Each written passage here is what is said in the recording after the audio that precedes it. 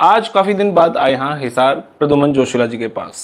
भाई साहब नमस्कार, प्रणाम, जय हिंद। नमस्कार, प्रणाम, जय हिंद। यह आवाज सुने घने दिन हो गए थे जी आपसे। बिल्कुल। जो नाराजगी कुलदीप बिश्नोई की पार्टी के खत्म होने का सबसे बड़ा कारण बताऊं आपको क्या था? बता दो। वो ये था कि उसने लोगों के फोन नहीं उठाए, जिनके पास नंबर था उनके तो फोन नहीं उठाए। क्यों रजा वाली फील ले रहे थे? उठाया नहीं करते अगला। अरे भी जो यू मामला चल रहा है बिश्नोई साहब का मामला तो बड़ोली साहब का, बिश्नोई साहब का मामला तो ये है कि कुलदीप बिश्नोई के ख्वाब तो हैं बहुत बड़े, राजा वाले, और मेहनत वो कर नहीं रही।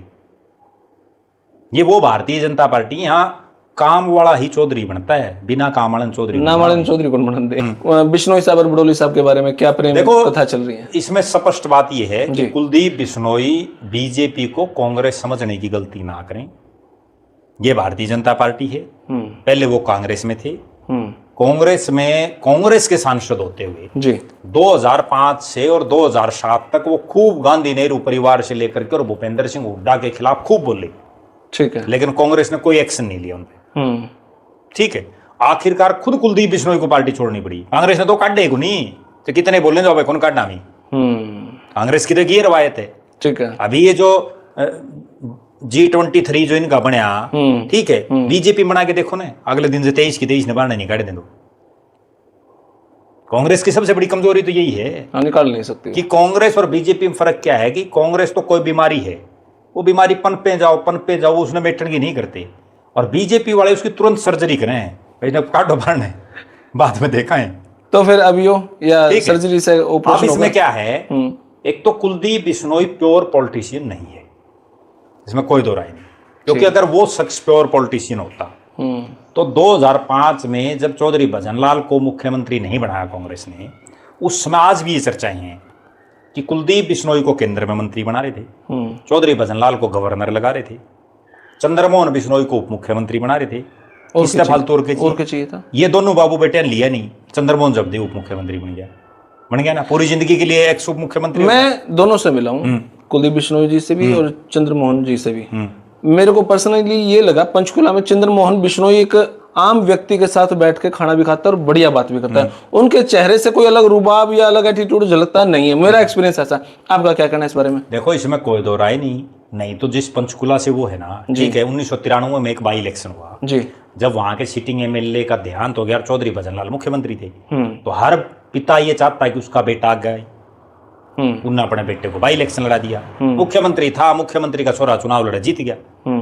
लेकिन उसके बाद 96 में वो जीता, तब भी चौधरी भजनलाल का कोई वो नहीं था। ठीक है, कांग्रेस की बुरी हालात थी। 2000 में फिर जीता, 2005 में हम मान लेते हैं कांग्रेस की हवा थी।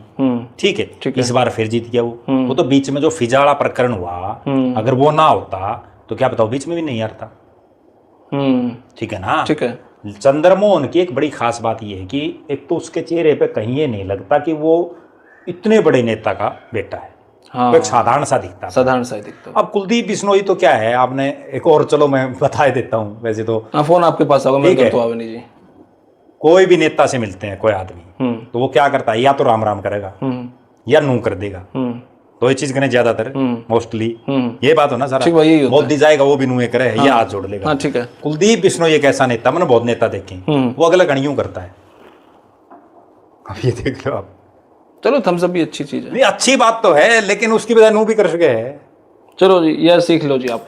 ठीक है ना? ठीक बात। तो लोग उसका बाद में उस समय तो नहीं कहते, बहुत लोग अंत मेरे आगे के लिए। तो क्या पार्टी छोड़ देंगे बिश्नोई साहब या पार्टी में रहेंगे? देखो, फिलहाल कुलदीप बिश्नोई की ये हालात है।